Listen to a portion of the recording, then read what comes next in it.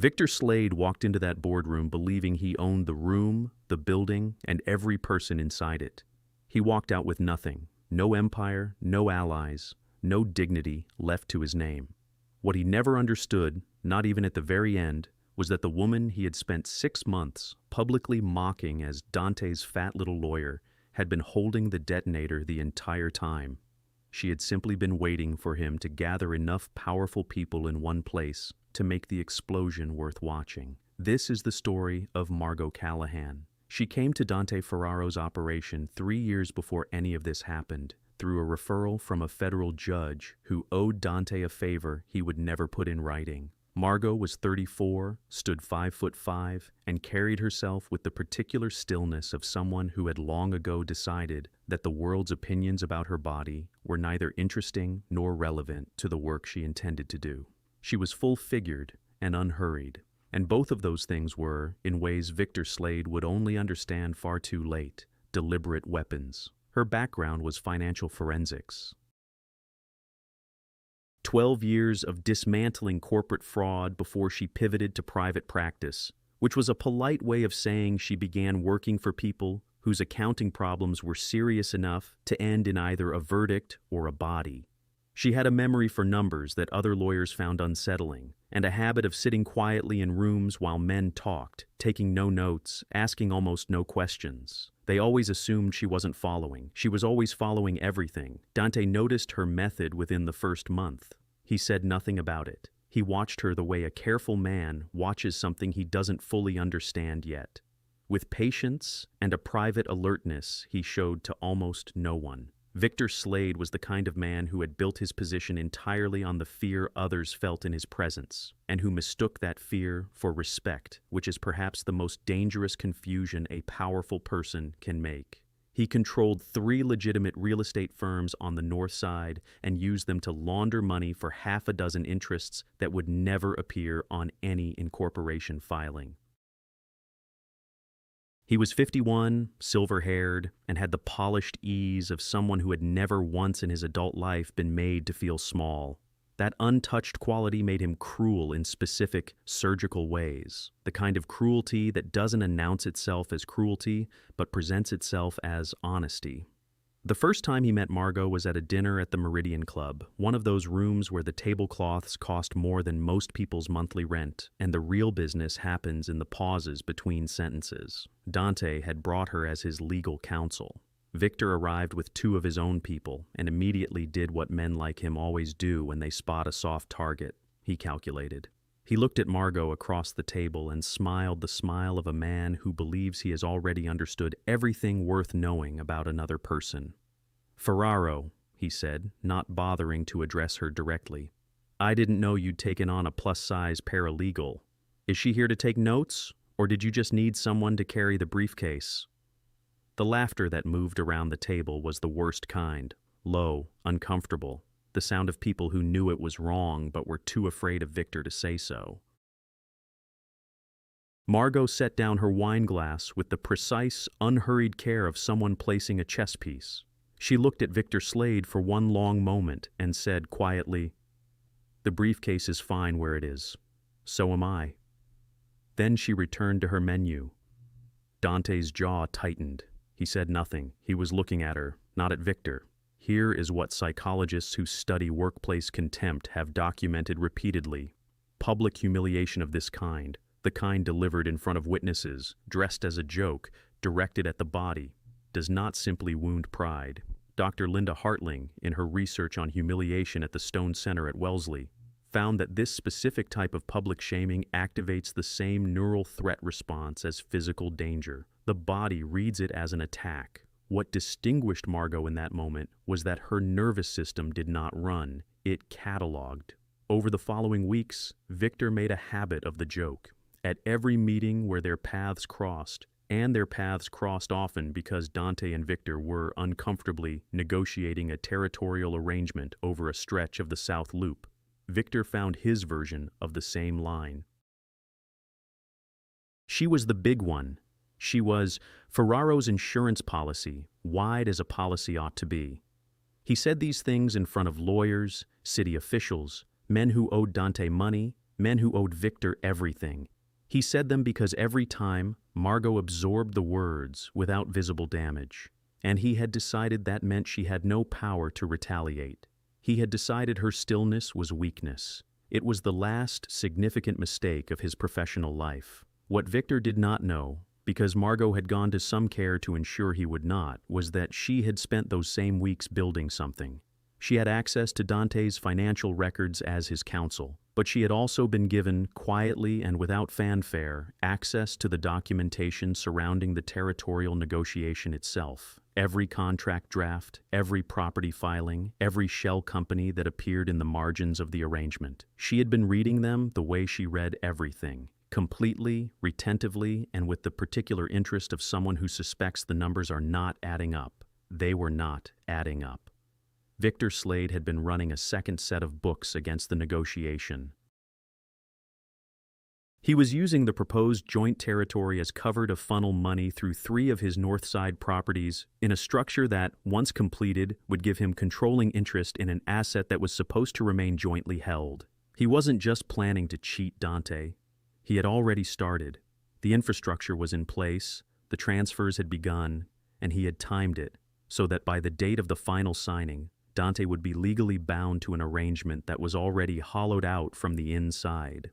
Margot found this on a Tuesday night, alone in her office with a spreadsheet and a cup of cold coffee, and she felt something that was not quite satisfaction and not quite anger, but was the very precise, clarifying emotion of a person who has been waiting for confirmation of something they already suspected.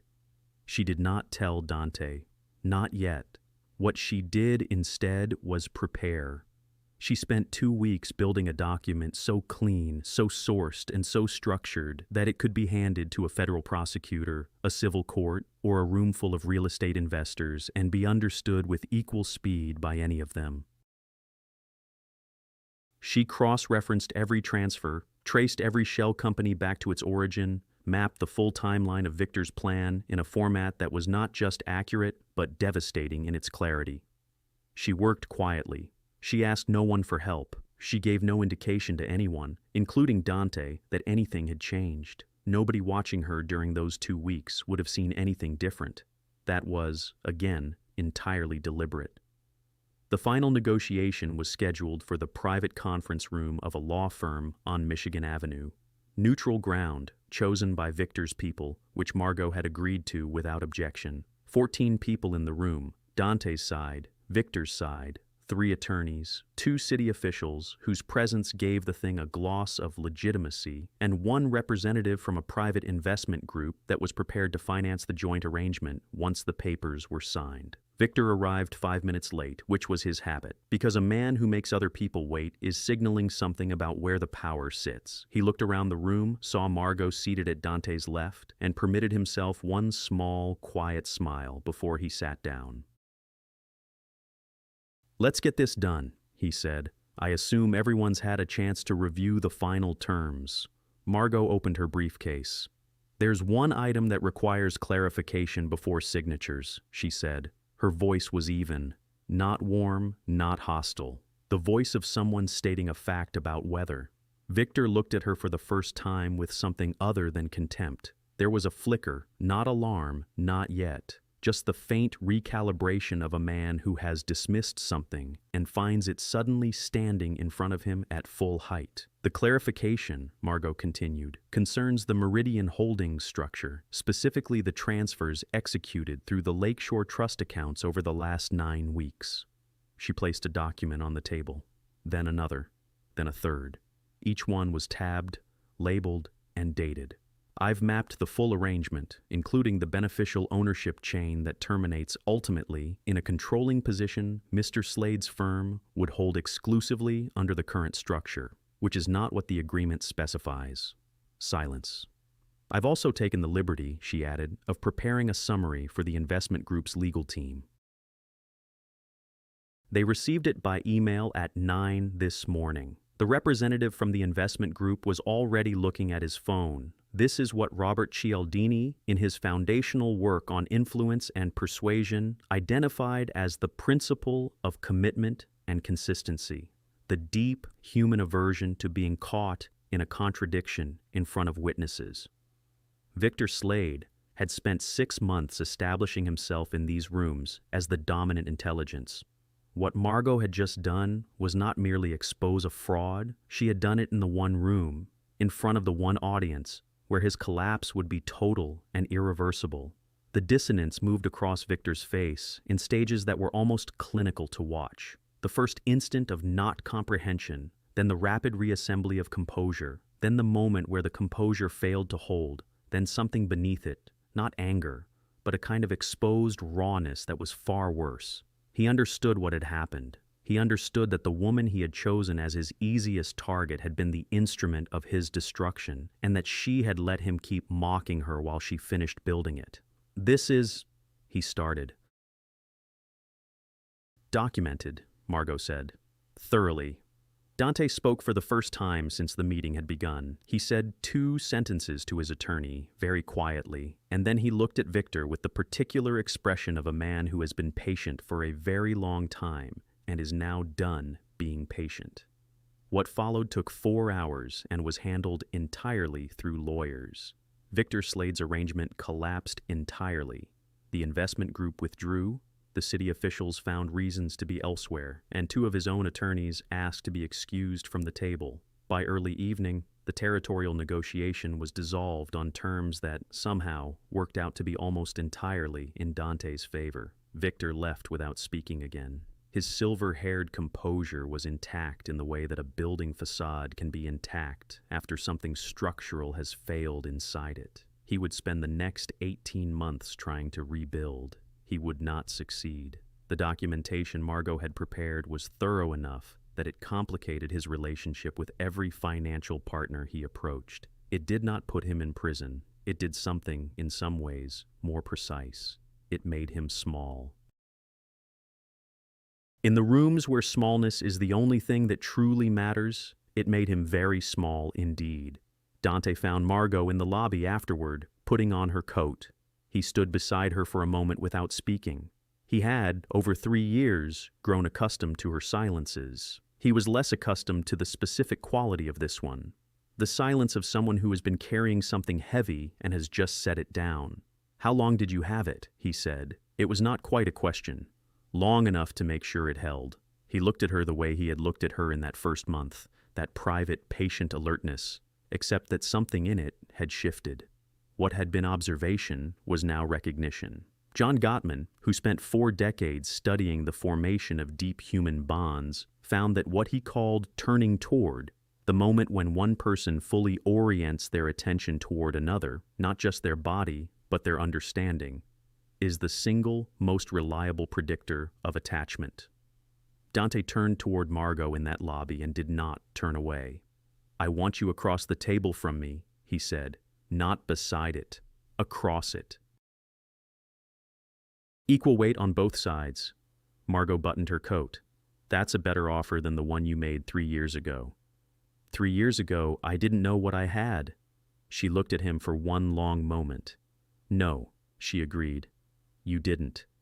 She walked out first. He followed. The rivals who had laughed with Victor Slade over dinners and deal tables, the ones who had smiled at his jokes about Dante's lawyer, who had let the cruelty pass because it cost them nothing, learned what had happened over the following weeks through the specific, humiliating channel of industry gossip. They learned that the woman they had dismissed had been the most dangerous person in every room they'd shared. They learned it from second-hand accounts, from the withdrawal notices of the investment group, from Victor's increasingly unavailable phone. None of them said it out loud, but they began, every one of them, to remember every room where Margot Callahan had sat quietly, taking no notes, asking almost nothing, while they had talked freely and assumed she wasn't following. She had always been following everything. There's something in every person who has ever been underestimated that recognizes this story, the long patience of someone choosing when to be seen. If that recognition stays with you, share it. Hit the like button. And if you want to hear about the next woman who made a room full of powerful men understand exactly what they had overlooked, subscribe. The next story is already waiting.